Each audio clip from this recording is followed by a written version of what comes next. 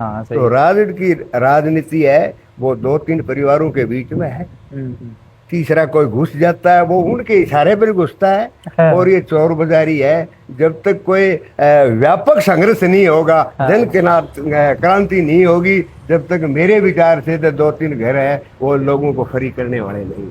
तो पूरा ध्यान से देखा है पूरी तहसील में, जो वास्तव में फसल पैदा करने वाले जो लोग थे उनका मूंग नहीं खरीदा गया। और लाखों लाख क्विंटल इस सरकार ने मूंग खरीदे, वो तमाम मूंग व्यापारी का गया। हाँ चूरू पूनिया एकता जिंदाबाद, जाट एकता जिंदाबाद, राजपूत एकता जिंदाबाद। हाँ, सही। ये जो हाँ, हालात है, मुद्दों की राजनीति कोई करना ये नहीं जो है। हालात पैदा कर रहे हैं 2-3 घर अपने स्वार्थ के लिए माला माल हैं और वो ऐश कर रहे हैं। आम आदमी है रोटी रोजी के लिए भड़कता घूम रहा है। युवा पीढ़ी ने नशे खतरे के मुख्य संदेश देना चाहो? मैं तो ये कहना चाहता हूँ कि नशा हो, नशा होना चाहिए इंसान के, लेकिन नशा किसी भावी पीढ़ी के लिए भविष्य के लिए कोई काम का नशा होना चाहिए। बिल्कुल बात बिल्कुल सही है, क्योंकि आप वहीं पे फोटो भी देखी, हमारी ताई पिछाड़ता नाटकी बोले वही करता हूँ कोई से बोले मेरे तो पिछाड़ में को नहीं आ रहे, बिना दाढ़ी तो मेरे ही को नहीं पिछाड़ में पिछाड़े मेरी माँ। ये फूट डालो राज करने का तरीका है। हम सभी कमा के खाने वाले लोग, मेहनत का स्वर्ग है, हम सब एक हैं।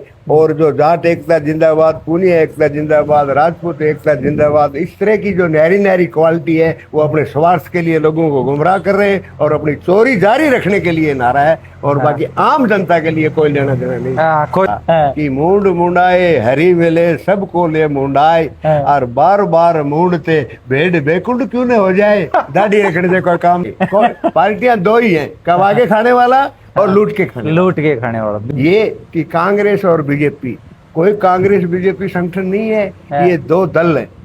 और वो पूंजीपति के इशारे पर देश की किसान और युवा की जो ताकत है उसको इस्तेमाल करने के लिए जिसकी तरफ रुझान होता है। अब मोदी जी की तरफ रुझान है तो मोदी जी को ऊपर कर रहे हैं। और मोदी जी से जो जो लोग उब जाएंगे डाउन करेंगे, राहुल जी को ऊपर ले आएंगे। ये अगर पैसा नहीं है तो वो जिंदा नहीं रहेगा। यहाँ तक स्थिति पैदा कर दी है। कोई भाई का भाई नहीं है, कुछ नहीं है। तो आज का युवा का जो रुझान पैसे की तरफ है वो हमारे देश की पूंजीपतियों की सरकारों की नीति का ही तो कारण है। देखिए जो इस देश के अंदर पूंजीवादी व्यवस्था हावी हुई है उसके अंदर ये तो क्लियर कर दिया कि अगर पैसा नहीं है तो मर सकता है। भाई थारे हिसाबों अग्निवीर जो है वो सरकार बिल्कुल गलत तरीकों लगाए, बिल्कुल गलत है। 4-5 साल में तो एक सोल्जर तैयार होता है और ये 4 साल में रिटायर कर दे रहे हैं। ये एक धोखा है देश के साथ। ताई को कदे ओड़ मकोन रह गई भाई 17 साल तो बोले पूरा सेना में जाए आरी वाव ताई भी सार दिन बाहर न रहो बोले घर तो माना कदे टाइम दिए को नहीं। देखिए कोई आदमी बाहर काम करता है तो घर के चूल्हे से करता है। चूल्हे से अगर उसका एतराज हो जाएगा, चूल्हा उस पर कंट्रोल करेगा तो मेरे विचार से घर से बाहर नहीं निकल सकता। एक संघ है, लेकिन राजगढ़ में एक सैनिक संघ का रूप अलग है। तो मैं देख रहा हूँ मेरे साथ रिटायरमेंट हो रहे, कोई गोबर गिरे है, कोई छानी काट है, भारी काट है, वगैरह नहीं रहे। तो माली ताई कभी हस्तक्षेप कौन करे भी थे कि न जाना रहे पचाओ ने तो ताई ने किया है हस्तक्षेप और ने मैंने माना है कभी। मैं मेरे तरीके से जिया हूँ और आगे भी मेरे तरीके से जीऊंगा। इस देश के अंदर सिपाही रैंक से सैनिक संघ का शायद पहला अध्यक्ष बना और वो मेरे हमारे यहाँ के जो बड़े बड़े ओहदेदार हैं उनको मेरा हजम नहीं हुआ, लेकिन मैं 2 साल सैनिक संघ की सेवा अपने दमखम पर किया। देखिए देश के अंदर 2 ही वर्ग है, एक कमा के खाने वाला और फ्री फंड के खाने वाला। और कमाने वाला वर्ग किसान और जवान है। कोई 2 दल नहीं है, 2 विचार नहीं है। ये पूंजीपतियों का एक खेल है और उस खेल को खिला रहे हैं। पूंजीपति ऐश कर रहे हैं और मजदूर किसान आम जन है वो पिछता जाए। और अब मैं दाढ़ी काटने की मनसा ही नहीं है, काट लूं तो राजगढ़ तहसील में शायद ही मेरे को पहचाना गया जगत सिंह है कोई। यह पार्टियां नहीं है। बिल्कुल बहुत अच्छी बात बताई ताऊ जी थी। वास्तव में मैं थारी यह बातों खास करके बहुत ज्यादा प्रभावित हो भाई। वाकई में या तो लूट के खाने वाला है और क्या कमा के खाने वाला है, बस 2 ही पार्टियां हैं। जो पूरे मोस्टर में ही घेर घुड़ जाए तो उसमें चंद लोग बचा करते हैं। बिल्कुल सही बात। चंद लोग बचा करते, क्योंकि पूरे मौसम में ही पूंजीवाद का जहर घुल गया है। कल आम आदमी पार्टी के 7 राज्यसभा के सांसद है वो बीजेपी में विलय हो गया। और लोग कह रहे थे बेचारे क्या करें क्या करें, बोले मोदी जी ने ईडी भेज दिया। रे भाई, मोदी जी अगर ईडी भेजता तो हमारा की तरफ क्यों नहीं भेज रहा? अरे हमारा राम की तरफ क्यों नहीं भेज रहा? ईडी भी तो वही जाती है जहाँ उन्होंने नहीं, कहीं न कहीं गड़बड़ है। सही बात, बिल्कुल कहीं न कहीं उन सांसदों में गड़बड़ है। नहीं, अगर ईडी ही कुछ किसी को पकड़ती है तो हमारा राम को क्यों नहीं पकड़ती? जबकि हमारा राम के बराबर आम जनता की बातें दूसरा कोई करता ही नहीं है। मोदी जी की खिलाफत, नीतियों की खिलाफत जितना हमारा राम कर रहा है, इतना शायद ही इस देश में कोई जनप्रतिनिधि कर रहा। तो साफ जाहिर हो रहा है कि ये लोग चोरी करते हैं और उस चोरी को मोदी की निगाह है और वो पकड़ के मोदी अपने पाड़ा में ले लेता है और उसको साफ कर देता है।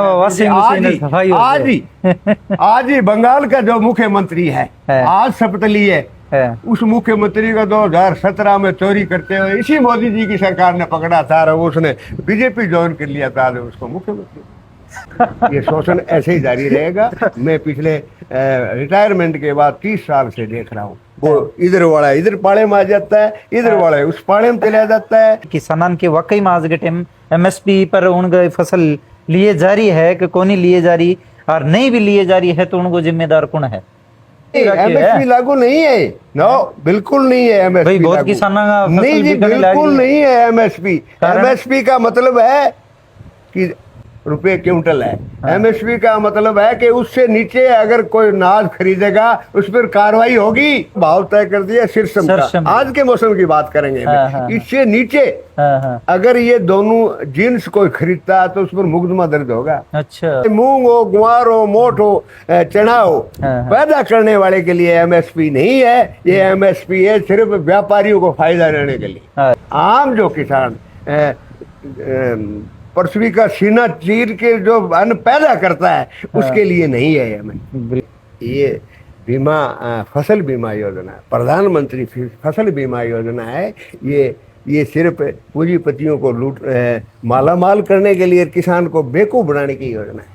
पॉलिसी है, राजनीति एक प्रकार से ये किसानों को बेवकूफ बना के और पूंजीपतियों को माला माल करने की योजना है। किसान के लिए नहीं है। दादा की बाप की पेंशन मिले, मैं तो सैनिक संघ का देख रहा है छोरा जो अच्छी तो बोतल ले जा और अच्छा एटीएम खुद के न उन्हें के बेरो ये बचीड़ जब बाजेगा आने वाली 15 साल को नई तो कोई पेंशन लागू हो नहीं रही और पुरानी बंद हो जाएंगी, तब ये नौजवान रोड पर आएंगे और ये परेशान होकर के और इन पूंजीवादी व्यवस्था के सामने खड़े होंगे। उससे पहले कोई सुझाव वाली मेरे को नजर नहीं आ रहा है। बताई तो सुते ही चल रहे हैं, उसमें तू भी शामिल है। मोबाइल में लगे रहो, वापस पेंशन मिला है। ये तहसील में मेरा आकलन 100 से ज्यादा नौजवान नहीं बचे हैं जो कि भविष्य के बारे में सोच कर कोई राह से चलते। नौजवान यहाँ दारू पी रहा है। हमारे यहाँ टेम्परेचर 50 डिग्री से अबव है। दारू की जरूरत क्या है? दारू 0 टेम्परेचर में तो पीनी भी चाहिए, वहाँ पीनी भी पड़ती है ब्लड सर्कुलेशन के लिए। लेकिन आज हमारे रेगिस्तान में दारू पी रहे हैं लोग, उनकी बड़ी भूल है। और वो दारू नौजवान नहीं पी रहा है, हमारी सरकार की नीतियां पिला रही है। दारू वाला किराया दे 25,000 और किसी दूसरे को दे तो 5-10 दे। यह बात भी सही है, बिल्कुल। क्या हो जाएगा? मैं तो लोगों को कह तुमको हो गया, इससे ज्यादा होगा क्या? बोलने की हिम्मत ही टूट गई है। भाई मरे हुए तो पड़े और कितना मरोगे बोले हैं। अब हमारे लेकिन इस प्रशासन को, राजनेताओं को शर्म तक नहीं आ रही है। लेकर के भाई दाढ़ी थे सेना रिटायरमेंट हो बाद में आकर के करवाई को नहीं, और या हमारी ताई पीसा कौन दिया और या फिर तारका ने भाई कोई संकल्प ले रखे हो भाई किसानों को मैं यदि हित करूंगा तो बाद में मैं दाढ़ी कराऊंगा, या सेना के दौरान उड़े दाढ़ी कर करके दुखी हो लिया भाई ब्लेड फेर फेर के मैं तंग आ लियो जदिया दाढ़ी बढ़ाई और दाढ़ी वाले बाबा ज्यादा जाने जाए। मेरी पहचान दाढ़ी से है। हाँ, यह बात अच्छा भाई सबको राम राम बोले तो देखता है।